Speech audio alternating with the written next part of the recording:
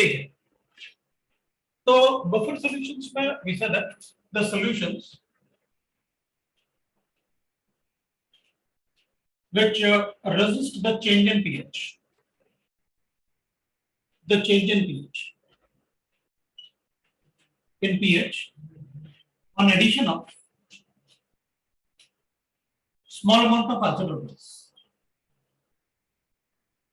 amount of acid or base, of acid or base, they are called the buffer solutions. तो अगर वो solution जिसमें थोड़ा acid या बेस ऐड करो तो उनका पीएच नॉर्मली ज्यादा चेंज नहीं होता, रेजिस्ट करते हैं, थोड़ा बहुत चेंज होता है लेकिन कांस्टेंट रहता है ऑलमोस्ट। बफर सॉल्यूशन देखा तो blood is a buffer solution, right ना? फिर तो टेस्ट भी आता है, टेस्ट किया क्लास में, तो खून पीते हो हाँ, तो हाँ वैसे स्टूडेंट को ऐसे ही होना चाहिए, टीचर आया बस पाइप डाल के पीना शुरू, तो भी रिजल्ट आता है, हमें भी पता है रिजल्ट तभी आता है।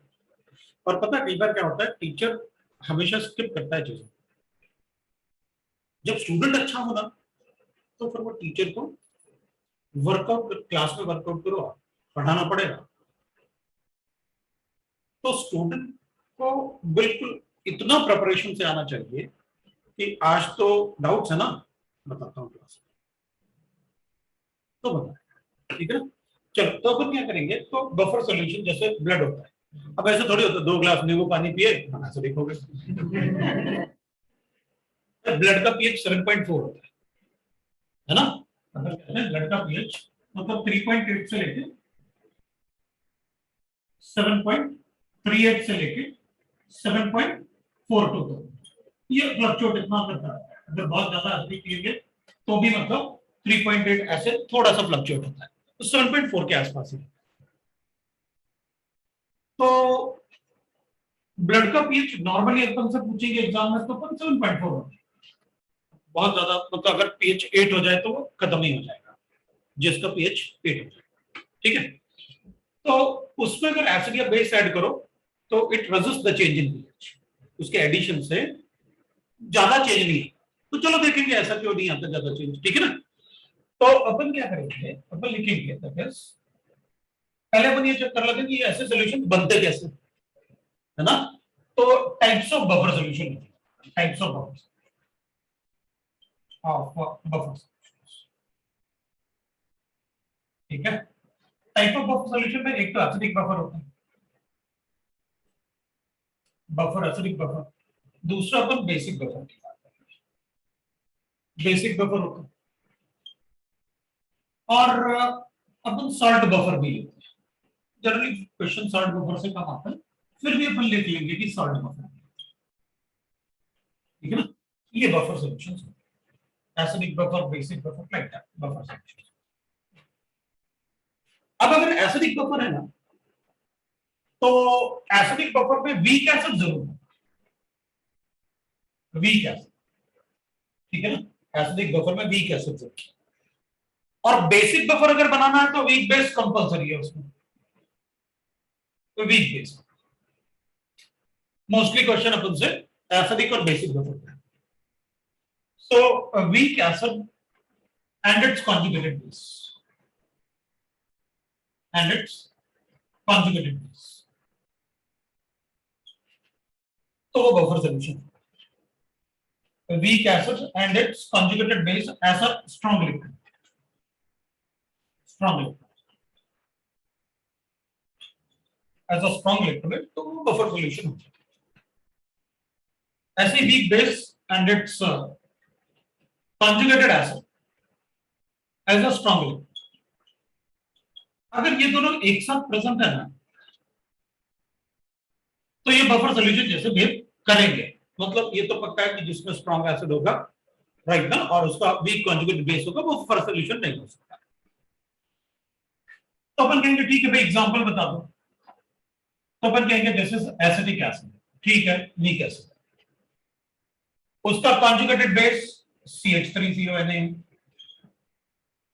ठीक है, कॉन्जुगेटेड बेस 10, और उसको स्ट्रॉन्ग इलेक्ट्रोलाइट जैसे रहना है तो अपन अल्कली मेटल, कोई भी अल्कली मेटल ले लेंगे उसके साथ, तो वो आयनिक बॉन्ड होगा इन दोनों के बीच में, तो वो पानी में इजीली डिसॉल्व हो जाएगा, राइट।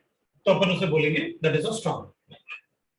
तो ठीक है भाई, दूसरा अपन लिख सकते हैं, अगर अब कोई भी वीक एसिड ले लो आप, एनी वीक एसिड, राइट ना, बहुत सारे वीक एसिड पता है तुमको, तो अपन कहेंगे भाई ठीक है, अगर मेरे पास ऐसे गिवन CH3COH और इसको NaOH लिख दूं मैं, तो अपन कहेंगे देखो ये बफर सॉल्यूशन तो बिल्कुल नहीं, लेकिन ये एसिड और ये बेस है, अगर आप इसे लिमिटिंग एजेंट बना लो तो फिर ये बफर सॉल्यूशन बन जाए, फिर ये इससे रिएक्ट कर जाएगा, ये एक्सेस में है, और रिएक्ट करने के बाद क्या बनेगा, CH3CONA बनेगा। हाँ, तो ये दोनों ही तो चाहिए मुझे सॉल्यूशन, ये तो लिमिटिंग एजेंट होगा तो कंप्लीटली कंज्यूम हो जाएगा, गुड बाय बाय। तो बचेगा क्या सॉल्यूशन में, ये तो एक्सेस में था तो ये और यही तो बचेगा, और इन दोनों का कॉम्बिनेशन जहां होगा वो buffer solution, got my point ना। तब अपन इसे बफर सॉल्यूशन बोलते हैं। थर्ड वी कैन राइट, अगर मेरे पास एसिटिक एसिड है, जरूरी नहीं कि मतलब मैं ऐसे ही लिखूं, मैं कोई भी स्ट्रॉन्ग इलेक्ट्रोलाइट से लिख सकता हूं, तो कोई भी स्ट्रॉन्ग बेस का कैटायन लिख सकता हूं, जैसे barium acetate, then it is also buffer solution. मतलब हमें ये क्वेश्चन चेक करना है इंटीजर्स में कि क्वेश्चन में लिखा होगा which is a buffer solution, तो अपन कहेंगे this is a buffer solution, this is not a buffer solution, which can act as a buffer solution, तो इसको भी tick, this can act as a buffer solution because ये limiting agent ले लेगा, तो अपन उसे बफर सॉल्यूशन। तो दोनों वर्ड्स में डिफरेंस है, which is a buffer solution तो मना कर दूंगा, ये नहीं, अनलेस ये लिमिटिंग एजेंट, राइट ना, वो बताना पड़ेगा which can act as a buffer solution, हां कर सकता है क्योंकि मैं लिमिटिंग एजेंट ले लूंगा, राइट। फिर अपन लिखेंगे सपोज हमारे पास ऐसे H2CO3 प्लस NaHCO3, मतलब वीक एसिड उसका strong conjugated base, that is a buffer solution. Weak acid उसका conjugated base is a strong electrolyte, that is a buffer solution. So ये वो बफर होता है जो ब्लड में प्रेजेंट होता है, ये वो बफर होता है जो ब्लड में प्रेजेंट होता है, ब्लड में PA और PA प्रेजेंट होते हैं which makes a buffer solution in the blood, ठीक है ना। फिर अपन कहेंगे ठीक है, हमारे पास कोई भी एसिड ले लेता हूं मैं, वीक एसिड ले लेता हूं और उससे बफर सॉल्यूशन बना लूंगा, तो आप कोई भी वीक एसिड बता दो अपन को, बफर सॉल्यूशन बना लेंगे उससे, NaH2C2O4, I can write that H3PO4, then also I can write that this is a buffer solution, NaH2PO4. We can write that borax is a buffer solution, borax is a buffer solution। तो अपन कहेंगे borax कैसे, borax तो होता है Na2B4O7, पढ़ा हुआ है ना अपन ने, और अपन ने क्लास में पढ़ा था कि देखो बोरिक एसिड जो होता है ना, उसमें अपन वीट स्टोर भी करते हैं, मतलब वीट जब अपन को स्टोर करना होता है तो अपन क्या करते हैं, उसमें बोरिक एसिड डालते हैं, क्यों, क्योंकि उसका पीएच चेंज नहीं होता मॉइस्चर से, अगर पीएच चेंज नहीं होता खाना खराब नहीं होता। तो अपन को जो ऐसे मार्केट में पैक्ड फूड मिलते हैं, तो पैक्ड फूड है क्या, बफर में तो बनाते हैं, तो खाना खराब कब होता है, घर में रखा हुआ खाना, जब उसका पीएच चेंज हो जाए तो खराब हो जाए, अगर पीएच चेंज ना हो तो खराब नहीं होगा, गॉट इट ना। तो जो भी अपन को पैक्ड फूड मिलता है ना, वो कहता है देखो वो डब्बा खोला तो 3 दिन में खत्म कर देना, वो क्यों, क्योंकि बाद में फिर एसिडिक गैसेस होते हैं। एनवायरमेंटल केमिस्ट्री पढ़ लिया ना, पढ़ा, किसने पढ़ा, 1 2 3 4, तो ऐसे सोच रहे हैं यार हम ही, उसको लग रहा है कि ऐसा ना हमारे याद तो करो बस, लोग ना बहुत बहुत मारा है, ऐसा नहीं करना चाहिए, एनवायरमेंटल केमिस्ट्री खत्म करना चाहिए, गलत, राइट ना। इवन तो अगर स्कूल में नहीं आ रहा है तब भी खत्म, अगर मैंने कहा था तो तुमको खत्म कर देना चाहिए, 3 4 घंटे तो लगेंगे, ठीक है ना। हमें लगता है किसी चैप्टर को खत्म करके मुझे टेस्ट ही लेना है, हम बोला था मैंने जीटी सर को, क्या लोकल प्लेटफॉर्म बना लो ना, टेस्ट क्लास में टेस्ट दिया यही दो यही चेक करो, बोला कि टेस्ट का प्लेटफॉर्म बनाते हैं, हमें बार बार रेजोनेंस के साइट पे नहीं जाना पड़ेगा, ऐसे तो रेजोनेंस के साइट पे भी जा सकते हैं, क्योंकि उसमें तो अनलिमिटेड यूज कर सकते हैं अपन, कोई प्रॉब्लम नहीं। तो चलो कोई बात नहीं, लेकिन पढ़ लेना है एनवायरमेंटल केमिस्ट्री। सो बोरेक्स, बोरेक्स में अपन क्या करेंगे ना, देखो अगर इसको पानी में डिसॉल्व करेंगे ना बोरेक्स को, तो 2 NaOH बनने वाले, और 4 मोल्स बनने वाला है क्या, H3BO3। H3BO3 is a weak acid, ये वीक एसिड, इसके 2 मोल्स, इसके 2 मोल्स को न्यूट्रलाइज कर देंगे, न्यूट्रलाइज करेंगे तो इसके 2 मोल्स बचेंगे और बनेगा क्या, strong electrolyte. Put my pen, na? So it will act as a buffer solution in that process. So borax can act as a buffer solution. तो कोई समझ में आया, ठीक है। तो अपन क्या करेंगे, कोई भी वीक एसिड ले लो, कोई भी, बस एसिडिक होना चाहिए, किसी भी वीक एसिड को अपन स्ट्रॉन्ग कॉन्जुगेटेड बेस उसका ले लो और स्ट्रॉन्ग इलेक्ट्रोलाइट होना चाहिए, मतलब कोई भी आप अल्कली मेटल ले सकते हो, मैंने सोडियम लिया ना, you can take potassium, rubidium, caesium, barium भी लिया, स्ट्रोंशियम भी ले सकते, मैग्नीशियम नहीं ले सकते क्योंकि फिर वो स्ट्रॉन्ग इलेक्ट्रोलाइट नहीं होगा, मैग्नीशियम हाइड्रोक्साइड बेस, राइट। इसमें भी अपन क्या करेंगे, मोस्टली अपन जो एग्जांपल होगा अपने पास, अपन लिखेंगे भाई अमोनियम हाइड्रोक्साइड को रिएक्ट करूंगा मैं, ये वीक बेस, और ये उसका conjugated acid as a strong liquid. All ammonium salts are ionic in nature, ammonium में बनता ही नहीं कोवेलेंट बॉन्ड, क्योंकि इधर इसके पास 4 ऑर्बिटल होते हैं, इनके पास एक हाइड्रोजन, चारों हाइड्रोजन के बॉन्ड बन गए, एक एस और 3 पी से, अभी कोई ऑर्बिटल है ही नहीं ऑर्बिटल ओवरलैपिंग के लिए उसके पास, तो फिर ये इलेक्ट्रोस्टैटिक अट्रैक्शन ही होगा बस, इसलिए अपन कहते हैं अमोनियम के सारे सॉल्ट आयनिक, राइट। फिर अपन इसमें भी ऐसे ही कर सकते हैं भाई, जैसे आपने यहां बताया ना लिमिटिंग एजेंट वाला पार्ट, अमोनियम हाइड्रोक्साइड है, मैं HCl ऐड कर लेता हूं और इसको लिमिटिंग एजेंट बना लेता हूं, अगर लिमिटिंग एजेंट होगा तो ये एक्सेस में है, तो ये दोनों रिएक्ट करके अमोनियम क्लोराइड बनाएंगे और अमोनियम हाइड्रोक्साइड पहले से सॉल्यूशन बनाएंगे, किसी को डाउट नहीं। Third we can write that ammonium hydroxide को अपन जरूरी नहीं कि HCl ले लेवल, अमोनियम सल्फेट H2SO4 के साथ भी बना सकता है, जैसे आपने यहां भाई मैं बाइवेलेंट कैटायन यूज कर सकता हूं, तो वहां पर बाइवेलेंट एनायन नहीं यूज कर सकता, इधर मोनोवेलेंट था ये, मैं बाइवेलेंट कैटायन यूज किया ना अपन ने +2, तो वहां भी यूज कर सकते हैं अपन एनायन कैटायन के साथ, राइट ना। और फिर अपन ऐसे भी लिख सकते हैं, अगर हमारे पास अमोनियम हाइड्रोक्साइड है और H2SO4 है, बस H2SO4 का लिमिटिंग एजेंट ले लो, this can act as a buffer solution, this will act as a buffer solution, right. Next we can write as, अब अमोनियम के अलावा बाकी अमाइंस होंगे, क्योंकि वीक बेस चाहिए तो वो अमाइंस होंगे, तो अमोनियम के अलावा जो जैसे मिथाइल, अब जैसे अमोनियम को पानी में डालो तो अमोनियम हाइड्रोक्साइड बनता है, वैसे ही इसको पानी में डालूंगा तो ये भी हाइड्रोक्साइड बनाएगा, अब ये हाइड्रोक्साइड बनाएगा तो जैसे इसका सॉल्ट लिख रहे हो आप, वैसे इसका भी सॉल्ट न्यूट्रलाइज करके, राइट। तो ये तो अपन लिखेंगे CH3 NH3 पॉजिटिव और Cl माइनस, राइट। तो जैसे ये मिथाइल अमाइन था इन वाटर एक्वस, तो ये भी मिथाइल अमाइन क्लोराइड हो जाएगा, क्लोराइड, राइट।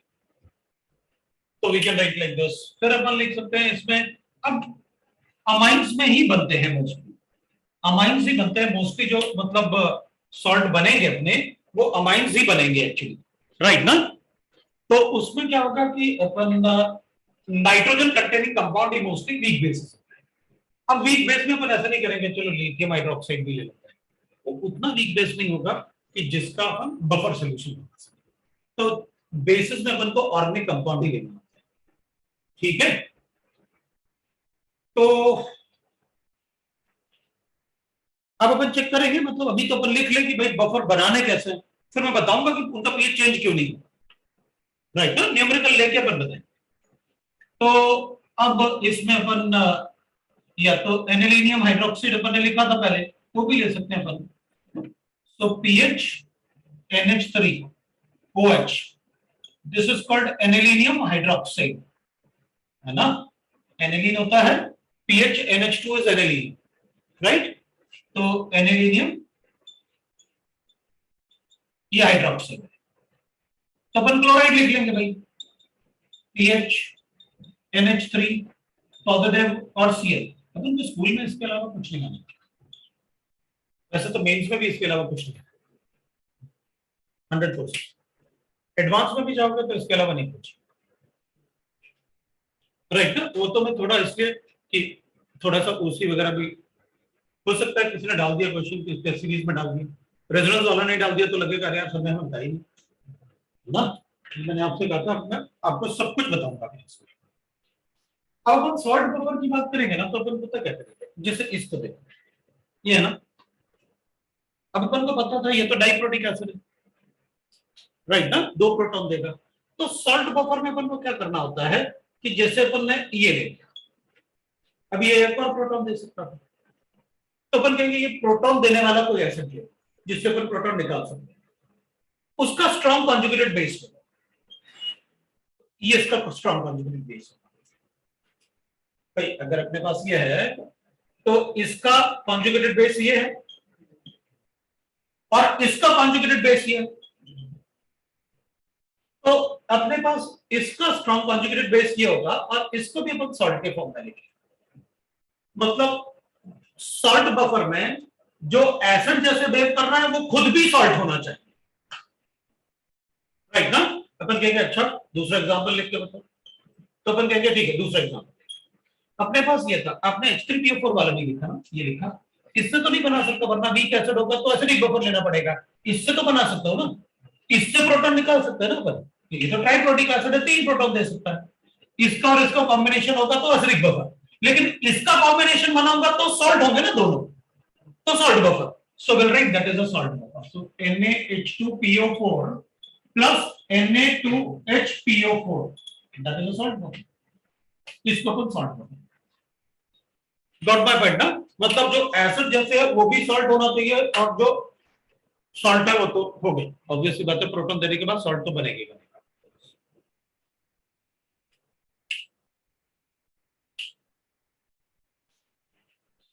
ठीक है, तो वी गॉट दैट। अब ये कोई अपन से पूछ रहा है कि सर ये लिमिटिंग रेजेंट वाला वापस चेक कर लो एक बार, तो मेरा मतलब था कि लिमिटिंग रेजेंट में जैसे अपने पास अमोनियम हाइड्रोक्साइड होता है, राइट, तो अमोनियम हाइड्रोक्साइड में अगर मान लो HCl लिमिटिंग रेजेंट है, मान लो कि अपन को गिवन है और इसमें HCl ऐड करें जो लिमिटिंग लिमिटिंग रेजेंट तो हमेशा कंप्लीटली कंज्यूम होता है ना, तो इन दोनों के रिएक्शन से क्या बनेगा, NH4Cl बनेगा, ये तो खत्म हो जाएगा, तो सॉल्यूशन में क्या क्या रहेगा, अमोनियम हाइड्रोक्साइड और अमोनियम क्लोराइड। तो फिर लिमिटिंग एजेंट अगर ये HCl प्रेजेंट है तो इसमें वीक बेस होगा और वो स्ट्रांग इलेक्ट्रोलाइट जैसे होगा, तो it will act as a buffer, that is what I mean by the limiting agent. भाई ये तो अपन को पता चल गया कि इसके बगैर बेसिक बफर नहीं बनेगा, तो फिर ऑब्वियसली बात है जब अपन इसकी बात करेंगे तो इसको बचना चाहिए ना, तो लिमिटिंग एजेंट स्ट्रांग वाला होना चाहिए,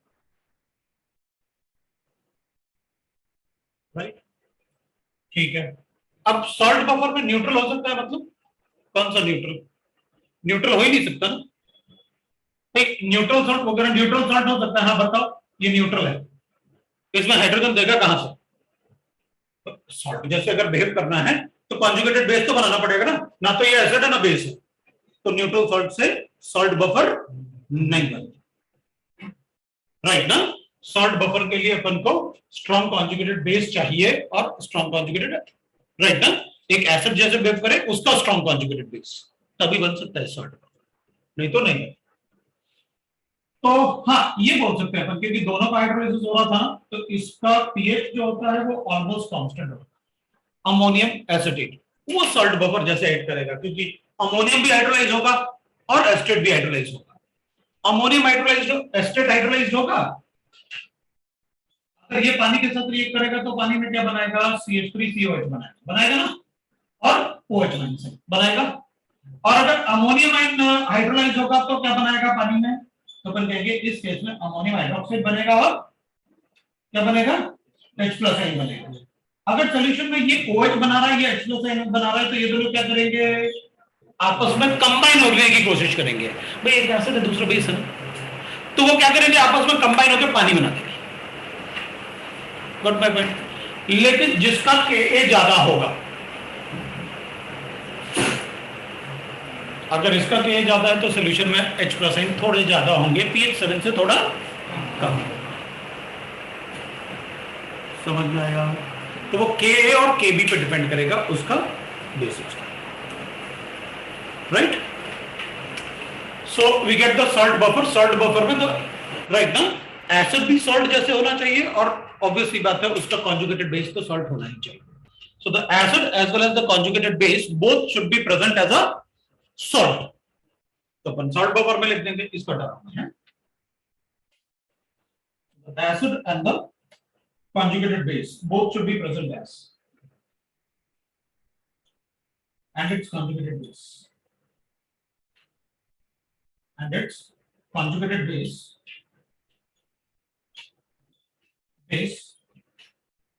both must be present as salt, must be present as salt, right? ये है भाई, किसी को डाउट है तो बोलो।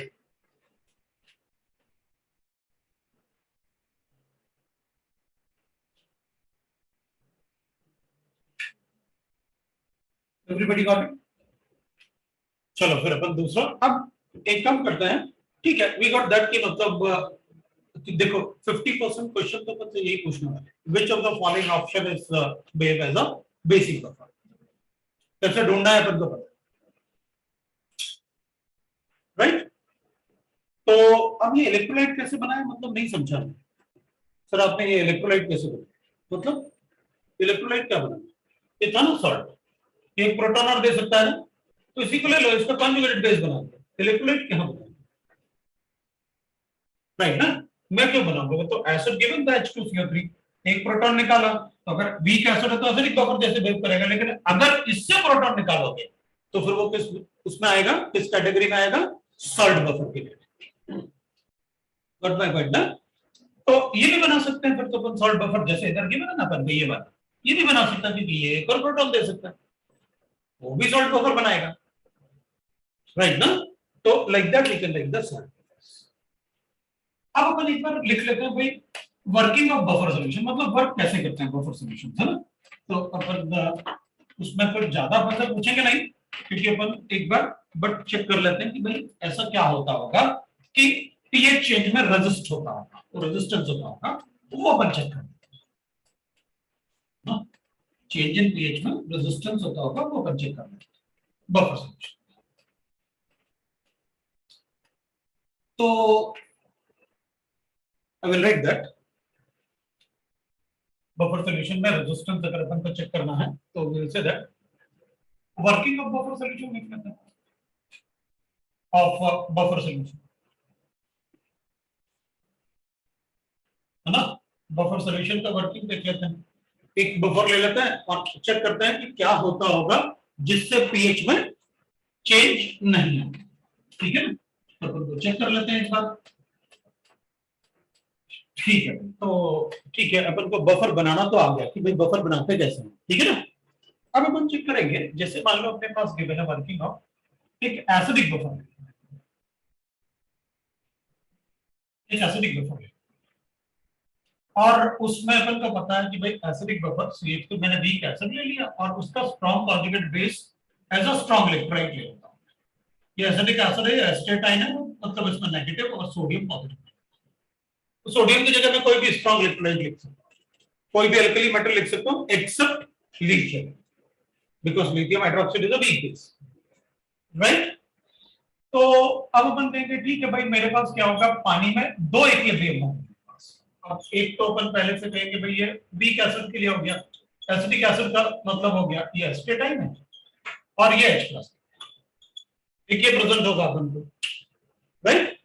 और दूसरा अपन कहेंगे कि अपने पास गिवन होगा CH3 CONA, और ये तो ऑलमोस्ट कंप्लीटली डिसोसिएट होता है, मोर देन 95% अज्यूम कर लो आप, ये 95% से ज्यादा डिसोसिएट होता है, लेकिन जरूरत पड़ी तो मना भी कर सकता हूं मैं, बोलो मेरी मर्जी मत तो 75% डिसोसिएट करो, ठीक है? हमें क्या करना है, आप पहले तो अपन को देखते हैं नॉर्मल, बाद में जो मर्जी चाहे अपन लिख सकते हैं। मेरे पास इसमें एस्टेटाइन बनेगा और इसमें सोडियम बनेगा, मान लेते हैं कि सोल्यूशन है, ये एक सोल्यूशन अपन ने ले लिया, वेसल में मैंने इन दोनों को डाल दिया पानी, ठीक है? अब अपन कहेंगे प्रूफ करके दिखाओ कि ये बफर सॉल्यूशन, राइट? तो चलो देखते हैं, अपन कहेंगे अपन यहाँ पर पॉइंट्स लिखते रहेंगे भाई, जो भी अपन को समझ में आएगा वो अपन पॉइंट्स में यहाँ लिखेंगे। तो ऑन एडिशन ऑफ एसिड, अपन एसिड का एडिशन देखते हैं क्या होता है एसिड के एडिशन से, ठीक है ना। So on addition of acid, अगर अपन इसमें एसिड ऐड करेंगे तो वो तो H प्लस आइन होगा, और स्ट्रॉन्ग एसिड ऐड करना है तो हमने 2 ग्लास नींबू पानी पीने वाले हैं, ये मेरे अंदर बफर है मान लेता हूं, राइट ना। मैं नींबू पानी पीने वाला हूं, क्या होगा H प्लस आइन जनरेट, राइट। अगर H प्लस आइन जनरेट होंगे तो कॉमन इन इफेक्ट की वजह से ये कहां जाएगा, अब ये बैकवर्ड जाएगा तो इसको लेके जाएगा ना, बट मैं पॉइंट, तो अगर इसका कंसंट्रेशन कम होगा ना तो ये फॉरवर्ड है। अगर इसको ऐड करेंगे तो पहले तो इसके एडिशन से पहले अपन और क्या सोच सकते हैं, पहले इसको ऑब्जर्व करते हैं कि इसमें क्या क्या अपन बता सकते हैं। अपन कहेंगे देखो भाई ये है स्ट्रॉन्ग इलेक्ट्रोलाइट और ये है वीक इलेक्ट्रोलाइट, सो इसके प्रेजेंस में अगर ये ऐसा आयन दे रहा है जो इससे भी आ रहा है, और अगर ये स्ट्रॉन्ग इलेक्ट्रोलाइट है तो इसके प्रेजेंस में इसका डिसोसिएशन नेग्लिजिबल होना चाहिए, क्योंकि कॉमन इन इफेक्ट की वजह से अगर ये ज्यादा डिसोसिएट हो रहा है और सेम आयन प्रोड्यूस हो रहा है तो कॉमन इन इफेक्ट की वजह से ये ज्यादा इधर आएगा तो इसको भी पीछे जाना चाहिए, राइट ना, इसका कंसंट्रेशन बढ़ेगा ना, तो ये बैकवर्ड मतलब इसका डिसोसिएशन कम ही होने वाला है इसमें। अब अपन H प्लस आइन और ऐड कर दें, अगर अपन H प्लस आइन ऐड करेंगे तो और पीछे जाएगा, इसका डिसोसिएशन तो और कम होगा। तो अगर मान लेते हैं इसके एडिशन के पहले मेरे पास सॉल्यूशन में ये 10 था, ये 10 था, राइट। मैंने इसमें ऑलमोस्ट चलो 2H प्लस आइन डाल दिए, मतलब एक मोल्स के टाइप से कुछ ऐसे नंबर बना के थोड़ा समझने की कोशिश कर रहे हैं कि वो नंबर में चेंज क्या होगा, बट मैं पॉइंट में मोल्स ले लेंगे उनको, हमें क्या करना। अगर मान लो मैंने इसमें H प्लस आइन ऐड किया तो ये रिएक्शन बैकवर्ड शिफ्ट होगा, अगर ये रिएक्शन बैकवर्ड शिफ्ट होगा तो ये 8 हो जाएगा, राइट। इसके 8 को अब टू कंपनसेट भी करना है, कंपनसेट करने के लिए मैं यहां पर 2 प्लस, तो मतलब सॉल्यूशन में एस्टेटाइन और H प्लस आइन क्या होगा, उतना ही रहेगा। तो अपने दिमाग में आएगा उतना ही रहने से मुझे क्या फायदा, राइट ना। तो अपन कहेंगे अरे भाई हमें इसका कैलकुलेशन क्या करना है, पीएच। H प्लस आइन कौन सा इक्विलिब्रियम दे रहा है, पहले वाला, इसलिए अपन उसी को ऑब्जर्व कर रहे हैं। भाई अगर उसमें दोनों 10-10 न्यूट्रलिटी मेंटेन रहा तो पीएच क्यों चेंज होगा, भाई हम तो इससे लिखेंगे ना, भाई हमारे लिए तो ये चाहिए, ये क्या है के लिखेंगे, इसके Ka will be equal to concentration of astatine into concentration of H plus N divided by concentration of CH3COH। भाई किस इक्विलिब्रियम में H plus N है, इसमें, इसके कंसंट्रेशन को ढूंढेंगे ना अपन पीएच कैलकुलेट करने के लिए, हमें इस इक्विलिब्रियम से कोई मतलब, राइट ना। हम तो ये चेक करेंगे कि इसका कंसंट्रेशन कितना है, वो हमको पीएच बताए। समझ में आया ना सबको। तो अपन क्या करेंगे, अपन कहेंगे देखो H प्लस N के ऐड करने से ये इसको कंज्यूम करके ये बनाते हैं, तो पहले ही डिसोसिएट नहीं हो रहा था इसके प्रेजेंस में, अभी तो और भी डिसोसिएट नहीं होगा, बैकवर्ड शिफ्ट होगा। तो अपन क्या करेंगे, अगर ये कम हो गया और एसिड बढ़ गया तो पीएच क्या होगा, चेंज होगा, और अच्छा खासा चेंज होगा, तो 20% का चेंज आ रहा है। लेकिन अपन क्या करेंगे, इस एस्टेटाइन को कॉम्पनसेट कर लेंगे, क्योंकि ये तो बहुत फास्ट आयनिक है ना, बहुत फास्ट इधर उधर जा सकता है, तो ये ऑटोमेटिकली क्या होगा, आगे शिफ्ट होगा। अगर ये आगे शिफ्ट होगा तो यहां पर कितना आगे शिफ्ट होगा, जब तक कि इन दोनों का न्यूट्रलिटी मेंटेन ना हो, उतना वो आगे शिफ्ट होगा। अगर ये वापस 10-10 है तो पीएच में चेंज। तो भी देखिए, एक बार अपन ये लिख लें कि भाई एसिड ऐड करने से कौन सा इक्विलिब्रियम कहां है, तो अपन बता सकते हैं। सो मैं लिख लेता हूं, on addition of acid the first equilibrium shift backward, shift backward, and second to forward, second and forward direction, direction to maintain the neutrality, to maintain neutrality, और न्यूट्रलिटी को मेंटेन करना, राइट। अब अपन कहेंगे ठीक है, कोई बात नहीं। अब आप ये बताओ, मेरी मर्जी में तो बेस को ऐड करूं तो क्या हो? तो अपन कहेंगे आप बेस को ऐड करो। अब बेस बताओ किससे रिएक्ट करेगा, H प्लस साइन से या Na पॉजिटिव आयन से? किससे रिएक्ट करेगा? ऑब्वियसली H प्लस साइन से। ये तो वीक कॉन्जुगेटेड एसिड है, तो वीक एसिड है, ये क्यों रिएक्ट करेगा पहले बेस से? अगर किसी सॉल्यूशन में मिक्सचर ऑफ एसिड है तो सबसे पहले कौन रिएक्ट करेगा? स्ट्रॉन्गेस्ट एसिड पूरा रिएक्ट करेगा, उसके बाद वीकर वन स्टार्ट होगा, न्यूट्रलाइज होगा। मतलब अगर किसी सॉल्यूशन में दो एसिड और उसको अपन ने बेस से रिएक्ट करें तो सबसे पहले वो रिएक्ट करेगा जो स्ट्रॉन्गेस्ट हो, और लास्ट में वो रिएक्ट करेगा जो वीकेस्ट हो। ध्यान रखना, मैं क्वेश्चन दूंगा क्योंकि ये सारी चीजें जो बोल रहा हूं बाद में मैं, क्योंकि अलग अलग पढ़ना थोड़ा क्वेश्चन बनाना सामने तो दिखता है जो पढ़ा है, फिर मैं सब मिक्स करके क्वेश्चन दूंगा, राइट? तो इसलिए ध्यान रखना कि अगर मैं मिक्स करूंगा, ठीक है, इसलिए बोल। सो मेंटेन न्यूट्रलिटी मेंटेन करने के लिए अपन ऐसे बता सकते हैं। ठीक है भाई, इतनी देर बाद देखा उसने तब समझा मतलब।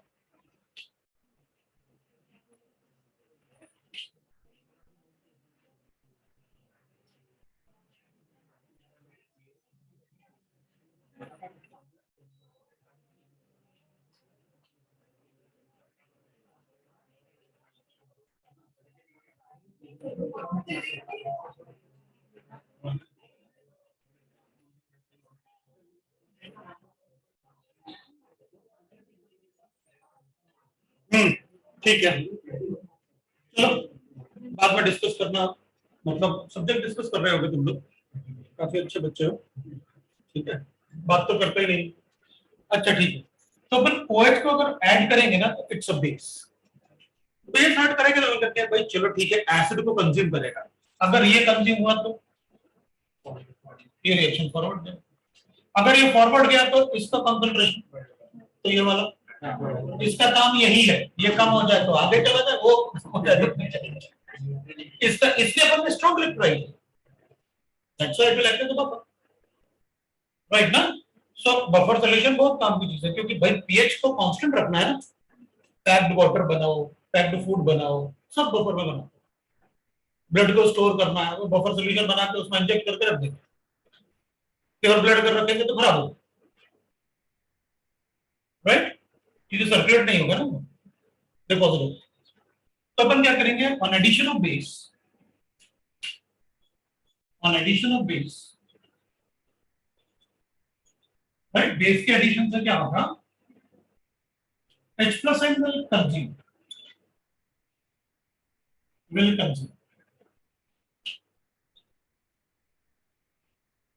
So first reaction will shift in the forward direction. So first reaction will shift in the forward direction. So first reaction shift forward, and second back. ठीक है, कोई बात नहीं, समझ में आ गया अपन को बेस के लिए, तो मेंटेन करेंगे। अब ये बताओ, अगर इसमें वाटर ऐड करते हैं अपन बहुत सारा तो फिर तो अपन कहेंगे ठीक है, अगर हम बहुत सारा पानी पी लें तो कोई फर्क नहीं पड़ता। बहुत सारा मतलब ऐसा नहीं 10 लीटर पी सब खत्म नहीं हो जाए, ठीक है ना? तो बहुत सारा मतलब अगर 3-4 लीटर एक साथ पानी भी पी गए तो फर्क नहीं पड़ता, राइट ना? 1-2 लीटर तो पीने वाले बहुत सारे, राइट ना?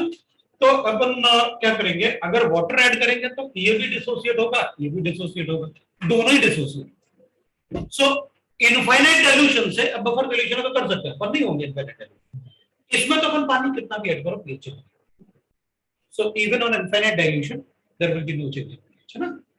So on addition of water, on dilution liquid to any extent, pH will not change, will not change. इसमें पीएच चेंज नहीं होता, ठीक है ना।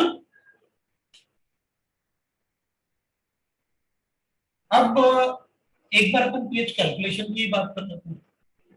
इसमें मान लो मुझे पीएच कैलकुलेट करना है तो मैं इस इक्वेशन से लिखूंगा concentration of acetate H plus N divided by concentration of CH3COH, और यहां पर टोटल लिखूंगा क्योंकि इससे भी एसिटाइन आ रहा है और इससे भी आ रहा है। लेकिन अब अपन बार बार जब बोल ही रहे हैं कि भाई इसका डिसोसिएशन इसके प्रेजेंस में तो नेग्लिजिबल है, तो सारा का सारा एसिटाइन अपन क्या बोले, इसी से आ रहा है। और आप बोल रहे हो कि इसका डिसोसिएशन 90% से ज्यादा होता है, तो इसका कॉन्सेंट्रेशन भी ऑलमोस्ट इसके कॉन्सेंट्रेशन के बराबर। गॉट माय पॉइंट ना, क्योंकि इसका डिसोसिएशन बहुत ज्यादा होता है, more than 90% dissociate more than 90%, और 90% से अगर ज्यादा डिसोसिएट हो रहा है तो almost upon completely dissociating. Got my point, ठीक है। तो इससे अपन लिख सकते हैं that is H plus ion will be equal to Ka into concentration of CH3COH divided by concentration of CH3CO negative लिख लो, ये लगे, ठीक है, एस्टेट है। अब दोनों तरफ माइनस लॉग ले लें, CO नेगेटिव लिखा अपन ने, तो माइनस लॉग लूंगा तो ये तो पीएच हो जाएगा, और माइनस लॉग ऑफ के पीके हो जाएगा, और minus log of this upon this मिल जाएगा अपन को, ये प्रोडक्ट है ना बीच में। तो ये सॉल्ट था, कंसंट्रेशन ऑफ सॉल्ट, तो मैं इसको ऐसे लिख देता हूं, इसको reverse CH3CO negative divided by concentration of CH3। मैंने ना ये पॉजिटिव साइन क्यों बनाया, बिकॉज ऑफ मैंने इसको इनवर्स किया, समझ में आया। ये अपने पास पीएच का फॉर्मूला, ये अपने पास पीएच का फॉर्मूला। अगर पीओएच होता तो इधर पीओएच लिखता, इधर पी के बी लिख लेता, फिर बेसिक बफर, राइट। तो बेसिक बफर के लिए मैं ऐसे लिखूं, और बेसिक बफर, और basic buffer I will write that POH will be equal to PKB plus log of concentration of that is salt divided by, जैसे ये concentration of salt upon acid है ना, तो ये concentration of salt upon base, yes, got my point। ये अपने calculation है। अब पहले मैं आपको ये बता दूं, पहले क्वेश्चन फिर बताऊंगा कि तुम गलती कहां करोगे, तो वही एक पार्ट होगा जहां आप गलती करोगे, बाकी ठीक है ना।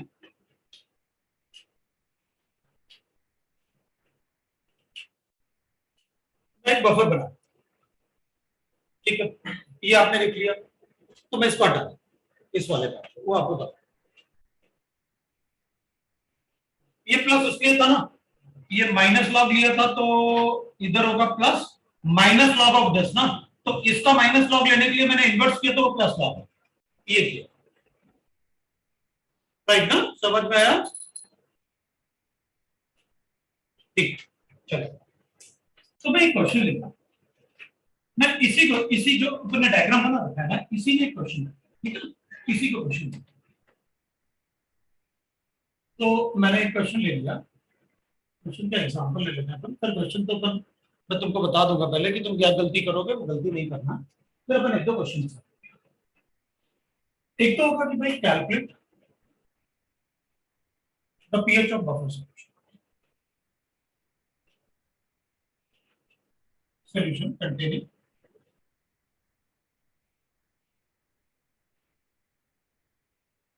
0.1 moles of CH3COH and 0.1 moles of CH3COH in 1 liter, ठीक है। Trigonometry.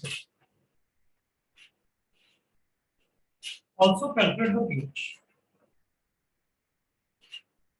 pH when part A 0.02 moles of HCl is there.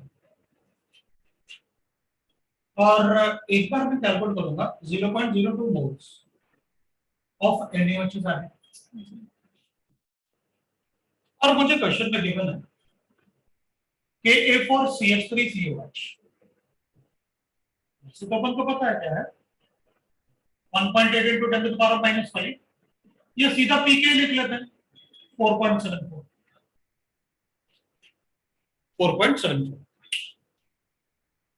ये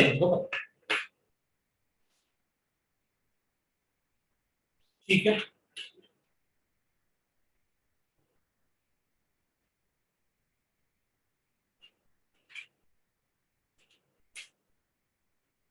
तो अपन क्या करेंगे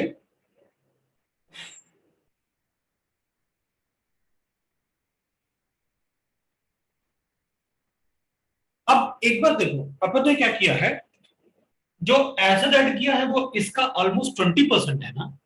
अच्छा खासा ऐड किया फिर तो जितना कंसंट्रेशन था उसका 20% ऐड कर रखा है राइट।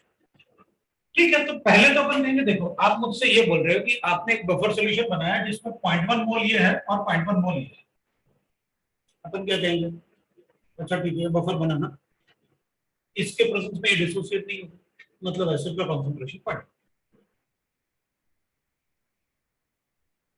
डिसोसिएट होगा तो नेग्लिजिबल ना इसके प्रेजेंस में नहीं होता ना आपने बताया और इससे अपन ने फॉर्मूला बनाया इससे अपन ने फॉर्मूला इसका कोई रोल नहीं था फॉर्मूला तो मैंने इसका लिखा ना कि इसका रोल बस इतना ही था कि इसके कंसंट्रेशन की जगह मुझे इसका कंसंट्रेशन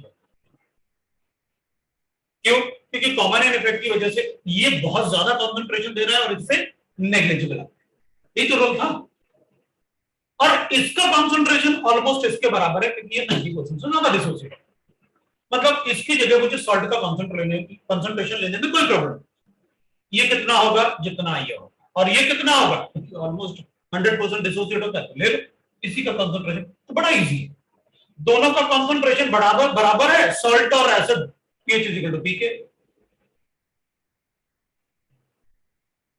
गॉट माय पॉइंट ना तो अपन कहेंगे ठीक है भाई आंसर लिख लेते हैं concentration of salt acid 0.1 litre है तो वही 0.1 मोलर हो जाएगा लेकिन अपन मोल्स में ही लेंगे क्यों क्योंकि यहां पर कंसंट्रेशन का रेशियो है इसलिए टोटल वॉल्यूम के बारे में सोच नहीं गलती अपन एक ही जगह करेंगे वो ये कि भाई इतना ध्यान रखोगे कि अगर इसके मिलीमोल्स लिए हैं तो इसके भी मिलीमोल्स लेना अगर इसके मोल्स लिए तो इसके भी मोल्स लेना ऐसी बात है कैंसिल करना ही होगा कंसंट्रेशन वो गलती नहीं करेंगे इसमें कोई गलती नहीं होती दूसरी बात कभी कभी पता क्या होगा हमको गिवन होगा बेसिक बफर और अपन फॉर्मूला यूज करेंगे पर कम से कम क्वेश्चन पढ़ के अपन ये तो अंदाजा लगा ही लेंगे ना कि वीक बेस गिवन है या वीक एसिड गिवन है अगर वीक बेस गिवन है तो बेसिक बफर होना चाहिए और वीक एसिड गिवन है तो का ना ठीक है तो अपन क्या करेंगे ये अपने पास एसिटिक एसिड 0.1 मोलर है और सॉल्ट अपने पास गिवन है कितना ये भी पॉइंट हाँ तो ठीक है ना therefore pH = हो गया अपने पास pKa plus log of concentration of salt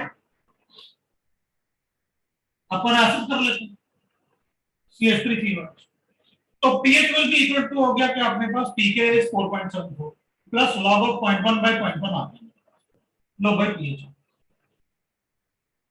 ये ठीक है एक ही बात करते हैं एक ऑप्शन जो है 20% एसिड ऐड करके चेक कर लेते हैं राइट ना pH तो अपन ने कैलकुलेट कर लिया अब अपन 20% एसिड ऐड करके चेक करते हैं कि क्या होगा if 0.02 moles of HCl is कोई बात नहीं अब ये बताओ HCl एसिड से रिएक्ट करेगा या बेस से रिएक्ट करेगा बेस ना ये बेस है, वो एसिड, बेस तो यही है, वो तो एसिड है, एसिडिक एसिड। तो अपन कहेंगे ठीक है भाई HCl ऐड करोगे तो फिर इससे रिएक्ट, HCl से रिएक्ट करके अपन बनाएंगे NaCl, और क्या बनेगा CH3। अपन पहले सिर्फ रिएक्शन के बारे में सोच, ये 0.1 था, ये 0.02 ऐड किया, ये 0 ये 0, ये 0.02 बन गया, ये खत्म हो गया और ये 0.08 बच गया।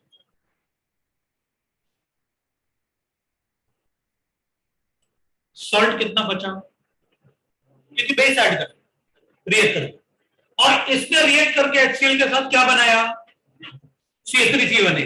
पहले से कितना CH3CONA 10.1 बन गया, कितना, तो टोटल CH3CONA COH कितना हो गया 0.1। तो अपने पास आ गया टोटल जो है that will be equal to कितना हो गया 0.1 प्लस 0.0, और कंसंट्रेशन ऑफ CH3CONA कितना बचा, तो अपन कहेंगे 0.08 बचा। अब सॉल्ट का कंसंट्रेशन भी है और एसिड का कंसंट्रेशन, तो pH will be equal to pKa plus log of concentration of salt upon acid कर लें 4.74 प्लस log ऑफ सॉल्ट कितना है 0.08, एसिड कितना है 0.12, कितना आया 2/3 ना, अपन को 2 भी पता है 3 भी पता है, log 2 कितना होता है वो भी पता है, log 3 कितना होता है वो भी पता है। चलो बताओ, तो ये आया अपने पास 4.74 प्लस 0.3 माइनस 0.4, लो भाई आंसर 4.9। किसी को डाउट है तो कोई, अब बोलोगे तो पता चलेगा, अब ये नहीं सोचना कि अच्छा कोई नहीं पूछना मैं क्यों पूछूं, इसलिए थोड़ी बोला था मैंने कि पूछ ही ले, ठीक है। अच्छा बोलो,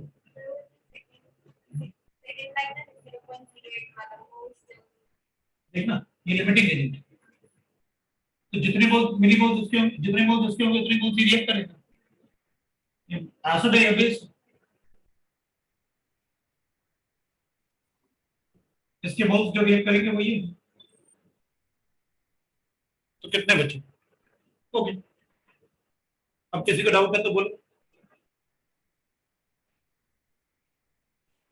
अब CH3COH को HCl से क्यों नहीं रिएक्ट करवाया, अब भी सही, क्योंकि CH3COH इज अ एसिड, और अपन एसिड को एसिड से पहले न्यूट्रलाइज नहीं करेंगे, भाई एसिड बेस से रिएक्ट करेगा, एसिड एसिड से थोड़ी रिएक्ट करेगा, तो अपन को पता था ना कि भाई ये वीक एसिड है कॉन्जुगेटेड बेस, आप बोल ही रहे हो बेस है, तो ये रिएक्ट करेगा HCl के साथ। किसी को डाउट है तो बोलो, एवरीबॉडी गॉट इट। चलो अब अपन कहेंगे बी वाला पार्ट, हाँ तो बी वाले पार्ट में आप बेस ऐड कर रहे हो ना, तो इन दोनों में से एसिड तो ये था ना, पक्का ना, तो जरा जल्दी से कैलकुलेट करके बता दो, ऐसे ही बी में कितना पीएच आ रहा है 0.02 moles of NaOH is added, और NaOH ऐड करूंगा तो एसिड से रिएक्ट करेगा, और एसिड से रिएक्ट करेगा तो एसिडिक एसिड है, प्लस NaOH लिख लो आप, तो इसमें तो एसिडिक एसिड कंज्यूम होकर सोडियम एसिटेट बनाएगा प्लस H2O, तो फिर इस केस में ये तो 0.1 था और ये 0.02, ये 0, ये 0.02 बन गया, ये 0 और ये 0.08 बच गया लेफ्ट,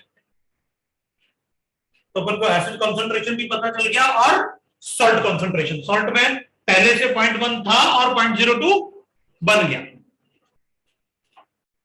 पीएच कैलकुलेट कर लो।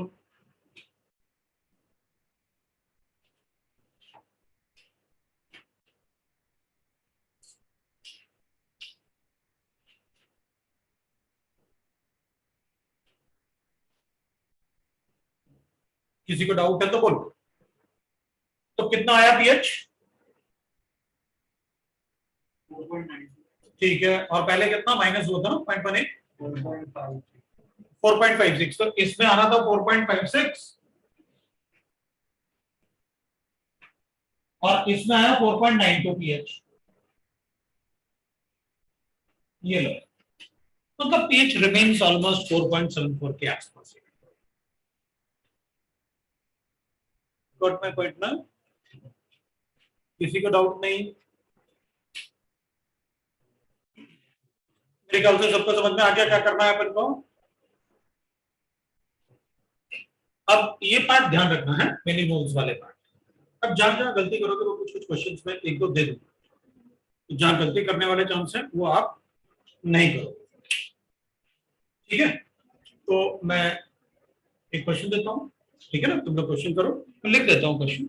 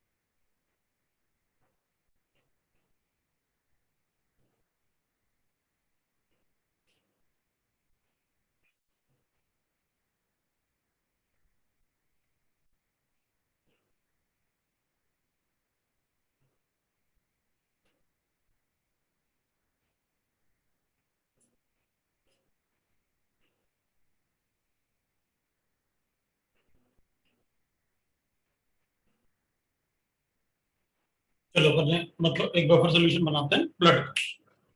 ब्लड का पीएच अपन को गिवन है 7.4 होता है और पीके भी गिवन है, ऐसे नहीं बफर होगा क्योंकि H2CO3 अपन को given, ठीक है? ठीक है।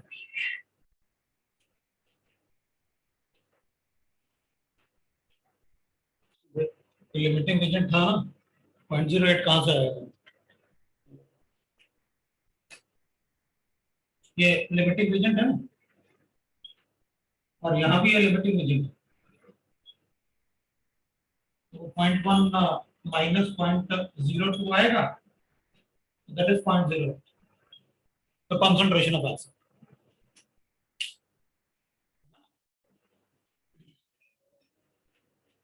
ए पार्ट में पूछ रहे हो, बी पार्ट में पूछ रहे हो?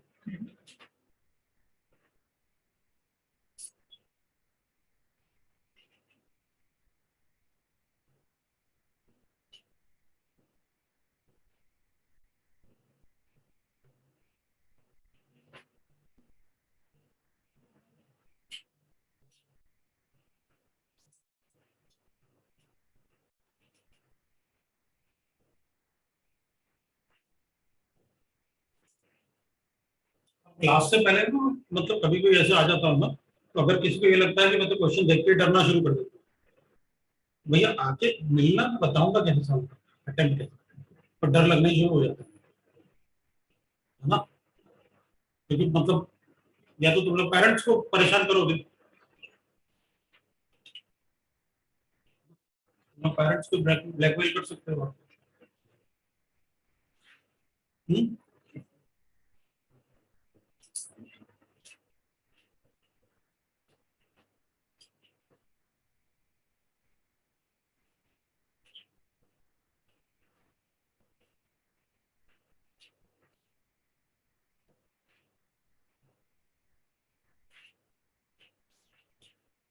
लो भाई, एक आंसर भी आ गया अपने पास, कितना आ रहा है? 50 ml, ठीक आंसर, लेकिन मैं मेरे पास 40 ml है। गड़बड़ है, अलग अलग वॉल्यूम बताओगे फिर मुझे ही करना पड़ेगा, इसी तरह से सब एक जैसे बताएंगे तो मुझे नहीं करना पड़ेगा।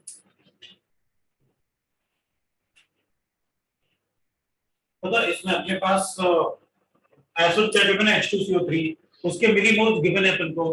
मिलीमोल्स क्या होता है? वॉल्यूम इनटू मोलारिटी, तो अपन मिलीमोल्स वाला ही पार्ट ले लेते हैं। एसिडिक बफर, ये तो इससे पता चल गया था, वीक एसिड है ना H2CO, राइट ना? भाई पहले तो अपन ये कहेंगे ना बफर कौन सा, अच्छा वीक एसिड एसिडिक, ये वाला फॉर्मूला,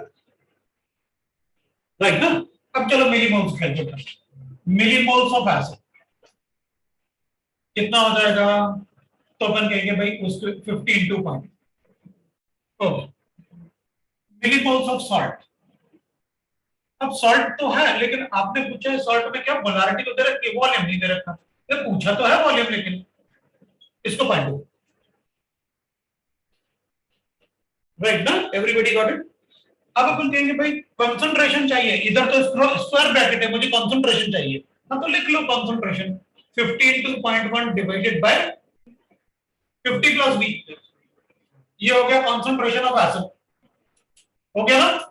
और कंसंट्रेशन ऑफ सॉल्ट कितना हो जाएगा, V into 0.2 divided by 50 plus, लिखोगे ना टोटल वॉल्यूम, लेकिन अपन को इनका ना रेशियो लिखना है इधर, तो टोटल वॉल्यूम तो हमेशा ही कैंसिल हो जाएगा, इसलिए मैंने कहा था सीधा मिलीमोल्स जाता है, क्योंकि टोटल वॉल्यूम तो हमेशा कैंसिल हो जाना है, रेशियो होगा ना salt upon this, got my point ना।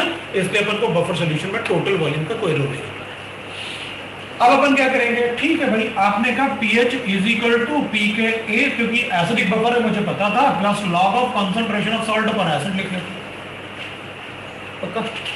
अब अपन क्या करेंगे, तो pH मुझे गिवन है 7.4, pK आपने 7.1 दे रखा है, प्लस लॉग ऑफ सॉल्ट कितना दे रखा है आपने 0.2 इंटू V, और डिवाइड बाय क्या कर लूं मैं 5 मिलीमोल्स। किसी को डाउट है?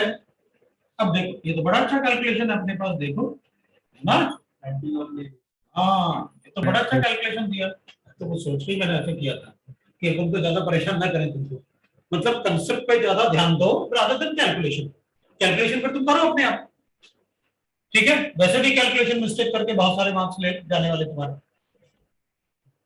है ना, बिल्कुल मैं फैक्ट बता रहा हूँ, इसलिए अच्छे से टेबल पढ़ा करो जो भी। अब अपन क्या करेंगे, अपन को पता है किसका लॉग 0.3 होता है, लो भाई लो आंसर आ,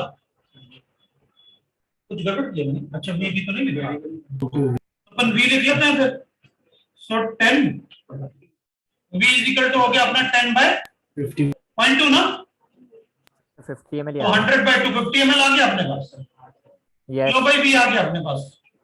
किसी को डाउट है तो बोलो, एवरीबॉडी गॉट, किसी को डाउट नहीं ना, सबको समझ में आया क्या करना है अपन को, ठीक है। अब दूसरा क्वेश्चन देखते हैं,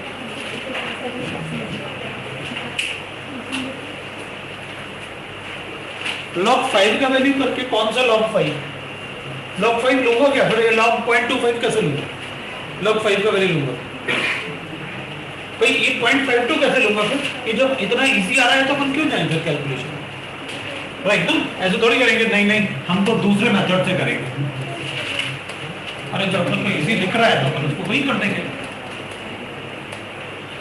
पक्का। चलो भाई अपन दूसरा देखते हैं। अब देखो अपन को ये बात तो समझ में आ गया कि पीएच कैलकुलेशन कैसे करते हैं, ठीक है, ठीक है। फिर दूसरा question, buffer solution, calculate the amount of, calculate the amount of potassium ammonium sulfate that must be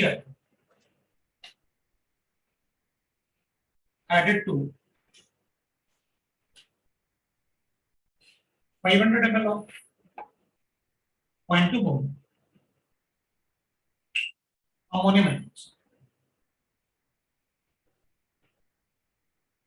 ammonium hydroxide, so that the pH of solution becomes 9.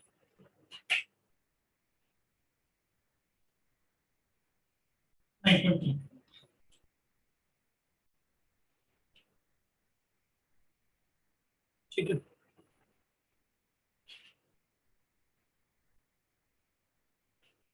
given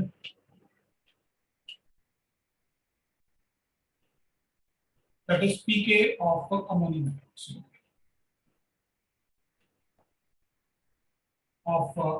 hydroxide is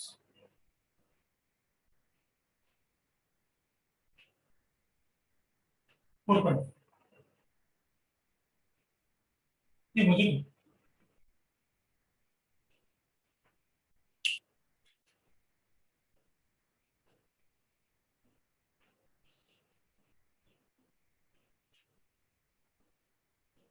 एक मिनट रुकना।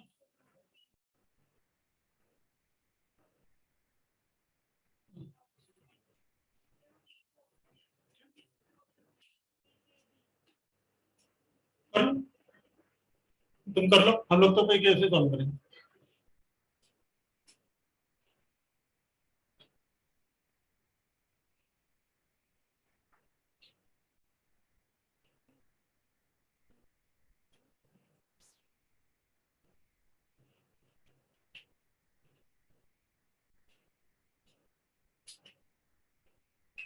अब मुझे ये देखना है कि कितना मतलब तुम लोग क्लास के अंदर हो और कितना क्लास से बाहर मेंटल। यहाँ बैठ के आराम से पढ़ रहे हैं लेकिन कुछ नहीं सोच रहे। चेक करता हूँ कि भाई क्या सोच रहे हो। थोड़ा सा प्रेजेंस ऑफ माइंड सोचने वाला हूँ।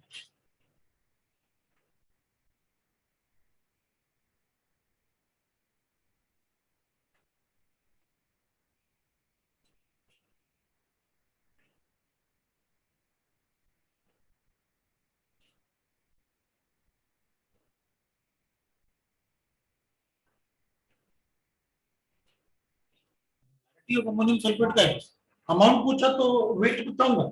मोलरिटी का है मुझे तो वेट बताना है। अमाउंट मतलब वेट बता दो तो मोलरिटी का है तो वॉल्यूम थोड़ी पूछा।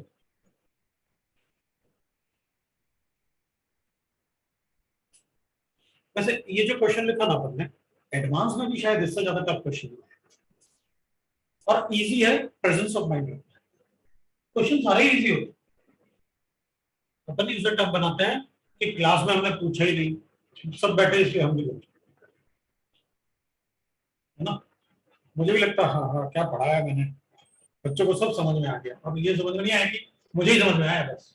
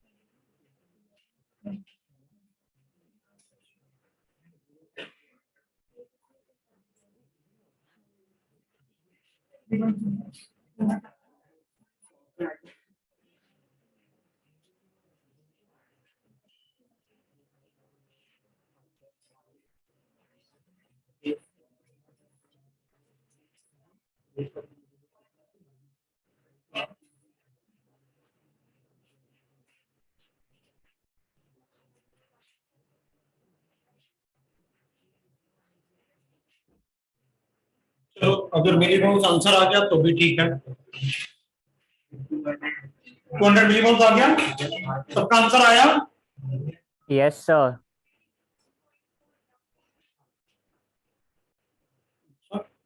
हम लोग तो कैलकुलेट नहीं कर पाते। चलो ठीक है देखते हैं।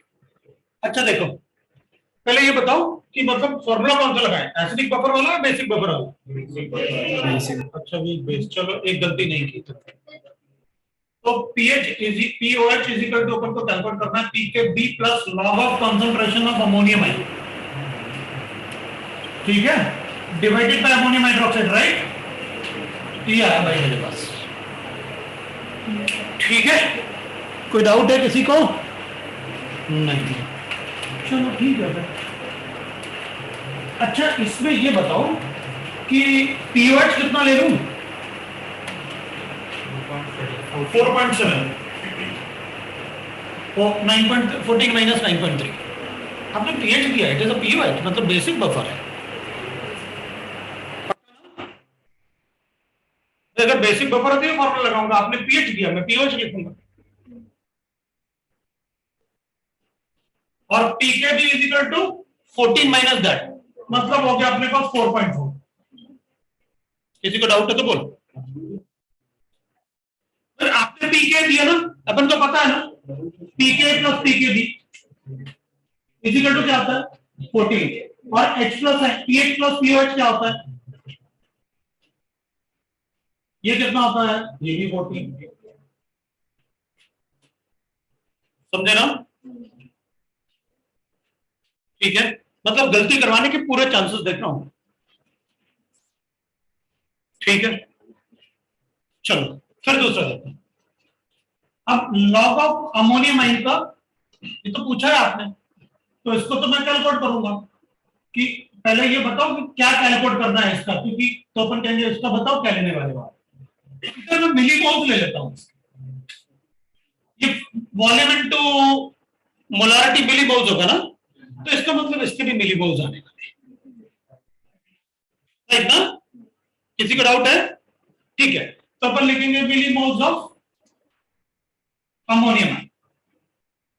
कितना है अपने पास, ये तो 500 इंटू 2 ना, ये तो 100 था, और एंटी लॉग फिर अपन को 2 मिलने वाला है, 200 आ गया। So millimoles of ammonium ion will be equal to, किसी को डाउट? तो अमोनियम सॉल्ट कितने ग्राम आ जाएगा, तो अपन कहेंगे मिली मोल्स ऑफ अमोनियम सल्फेट कितना हो जाएगा, 100 मिलीमोल्स।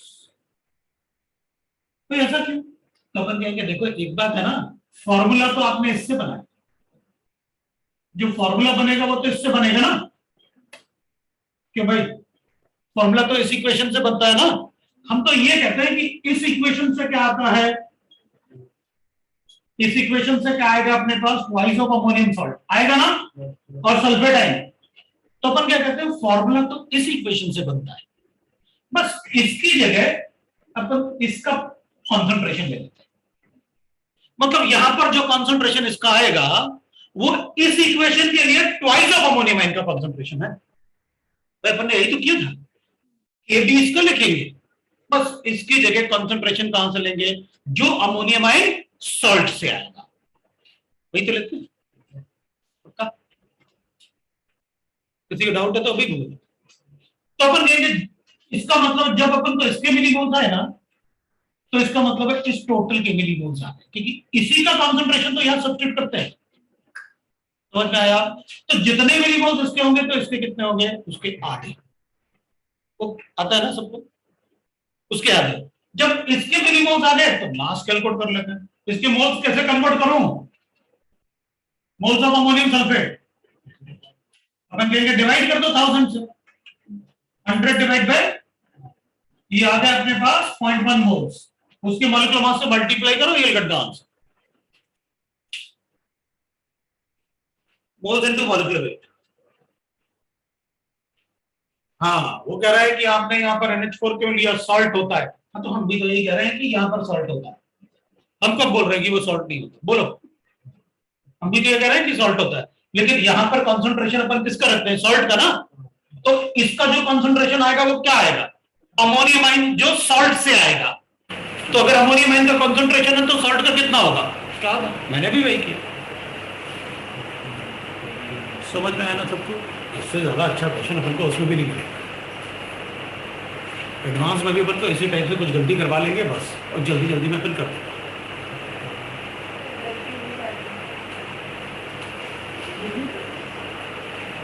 ठीक, अच्छी बात करो। जितने ज्यादा गलतियां करोगे तो उस रेस से बाहर होते जाते हैं ना। आधे स्टूडेंट तो इसलिए मतलब परेशान रहते हैं कि गलतियां होती हैं। कम करो, नंबर ऑफ क्वेश्चंस कम कर दो अटेम्प्ट करने में। 50% मार्क्स भी अगर आपके एडवांस में आते हैं तो आता है ना अपना 1500 से पहले ही रैंक आ जाए, राइट ना? तो मार्क्स अपने वैसे होने चाहिए। इस बार भी 50% मार्क्स पे 1150 रैंक। एडवांस में 11 तो रैंक, मतलब you will get आराम से तुमको मिलेगा एरोस्पेस वगैरह, या mechanical electrical you will get Kharagpur और राइट ना रुड़की, इस तरीके से मिलेगा 50%। नहीं वो तो देखो, हमें क्या लगता है ना, बचपन से हमने ये सीखा है कि पहले क्वेश्चन से शुरू करेंगे और लास्ट तक सारे क्वेश्चन, तो जब वो कीड़े हमारे अंदर होते हैं हमें तो एक्साइटेशन होता है ना, मुझसे आ ही जाएगा, जो हम कर रहे हैं वो सही है, तो हम सारे क्वेश्चन करते हैं, उसमें से नेगेटिव मार्किंग हो जाती है। कुछ बच्चे ऐसे होते हैं जिन बेचारे मतलब 180 मार्क्स उनको आ रहे थे, नेगेटिव मार्किंग की वजह से 130 हो गया, बात हो गई। तो नेगेटिव मार्किंग अपन को कम से कम पढ़ो पढ़ो और पढ़ो, बस यही एक पार्ट है जो अपन का। देखो दुनिया में सबसे जो कठिन काम है ना वो पढ़ना, इससे ज्यादा कठिन कुछ भी नहीं होता दुनिया में, सबसे ज्यादा राइट ना। और मतलब मस्ती करने के लिए क्या है, आप 3 महीने किसी को छोड़ दो बाहर वैसे घूमने के लिए, हो गया, लेकिन पढ़ना बहुत जरूरी। आप कभी आपने हमेशा यही सुनोगे भाई जो पढ़ रहा था, और देखो पढ़ने से टैलेंट तो आता है, गेम्स में जो टैलेंट है वो यही है क्योंकि वो पढ़ते हैं। और इवन मतलब आप देखोगे यूपी बिहार में तो वो लोग पढ़ने के लिए पागल रहते हैं, क्योंकि देयर इज नो बिजनेस, उनको तो लगता है चलो मुंबई ये बिजनेस भी कर, उसके लिए भी दिमाग तो चाहिए। चलो अपन यहाँ आगे आगे, मतलब पढ़ने के अलावा कोई वो नहीं, तो क्वेश्चन को लिमिट करो, नेगेटिव मार्किंग नहीं करो, आप करो सर, और किसी एक सब्जेक्ट को चूज करो जिसको अपन को पहले अटेम्प्ट करो, ऐसा नहीं कि बस पहला क्वेश्चन शुरू। और बॉयज में तो मतलब थोड़ा, बॉयज में क्या रहता है कि वो थोड़े मतलब आराम से, पहला नहीं आया कोई बात नहीं, दूसरा नहीं आया कोई बात नहीं, थर्ड भी नहीं आया कोई बात नहीं। और गर्ल्स में तो ये रहता है पहला नहीं आया ना, दूसरा नहीं आया तो समझो रोने वाली है, और अगर तीसरा नहीं आया तो पेपर ही खराब, हमें कुछ नहीं है। बॉयज को लगता है छोड़ यार, दूसरा पेपर और इंटीजर टाइप से शुरू कर, तो कुछ ना कुछ मतलब चलो ठीक है कोई जिंदगी थोड़ी लग रहा है। और वो जानबूझ के ना, आईटी वाले भी इतने शैतान होते हैं, वो जानबूझ के पहला पेपर थोड़ा टफ देंगे, तुम्हारा मूड खराब कर देंगे, और दूसरे पेपर में आधे स्टूडेंट इसलिए भाग भी जाते हैं, बिल्कुल जाते हैं। मतलब तुम देखो ना, कहने के लिए वो बोलता है 2.2 लाख स्टूडेंट को एडवांस देना है, कुछ 70,000 के आसपास तो फॉर्म ही नहीं डालते, कहते हैं आपको तो कैसा हो गया, अपना अपनी इतनी औकात ही नहीं, ठीक है। और 1.5 में से 70% आप ले लो, या आप 50% मान लो, 1.5 लाख में 75,000 सेकंड पेपर निकले, उनको पहले वाले पेपर में लगता है कि यार फालतू है ना, तो अपने मूवी भी देख के घर चले, जो 75,000 होते हैं बस उन्हीं में कंपटीशन। और जितना लेवल अपन क्लास में पढ़ते ना, इससे ज्यादा लेवल नहीं, आप प्रीवियस ईयर क्वेश्चन सॉल्व कर लो, आप कोई भी क्वेश्चन उठा लो, इससे ज्यादा लेवल नहीं। हाँ लेकिन रिवीजन का पार्ट कभी मत छोड़ो, जैसे रिवीजन करते हैं तो उसमें रिकॉर्डिंग नहीं करते, उसकी रिकॉर्डिंग होती है, पहले बताओ, अभी कल भी क्लास है तो रिकॉर्डिंग आप देखोगे तो उसमें क्योंकि आपको बिल्कुल डिफरेंट लगेगा कि क्लास में पढ़ रहे थे तो पता नहीं क्या क्या बता रहे थे, अभी तो बिल्कुल डायरेक्टली सीधी सीधी बात होती है। मतलब तो मैं भी कोई कंफ्यूजन नहीं करूंगा, मैं भी एक भी परसेंट कंफ्यूजन नहीं करूंगा, एकदम ट्रांसपेरेंसी से। लेकिन प्रॉब्लम यह है कि रिवीजन करने के बाद भी स्टूडेंट भूल जाएगा, मैं कितने बार रिवीजन, राइट ना। लेकिन वो चीज को ठीक है, फिर अपन एग्जाम से पहले एक बार और करेंगे। तुम लोगों को फायदा ये है कि इस बार ना एडवांस और मेन शायद लेट हो, लेट होगा तो जो 11th क्लास के टॉपिक रिवाइज करेंगे ना 12th में, तो तुम लोग आ सकते हो उसमें आके बैठ जाओ, 12th में देखें तो क्या करते हैं 12th में से, भाई आपने थर्मो पढ़ लिया, देखिए क्वेश्चन कैसे आता है और एडवांस के क्वेश्चन करते कैसे, कैसे अटेम्प्ट करते हैं, बैठ के देखो। तो फर्स्ट लॉ मतलब लगेगा अरे यार कुछ था ही नहीं, फालतू परेशान। चलो, तो अपन को बफर्स में और कुछ पढ़ना चाहिए, बफर कैपेसिटी वाला पार्ट है। तो पहले क्या करेंगे, पहले खाना खा लें या पहले और पढ़ें? सर देखो मुझे ये पता था कि तुमसे पूछेंगे तो तुम लोग ब्रेक नहीं लोगे, इसलिए ना मैं अपने ऊपर नहीं लेता, कोई बात तुम्ही से पूछो। तो अपन एक काम करते हैं, पहले कुछ खा लेते हैं, है ना, और उसके बाद बफर कैपेसिटी पढ़ के अपन थोड़ा सा सॉलिडिटी पढ़ते हैं। तो मेरे वॉच में 7:15 होगा, मैं 7:30 क्लास शुरू, राइट, उसी देर में खाना खाएंगे, फिर ब्रेक ले रहे हैं अपन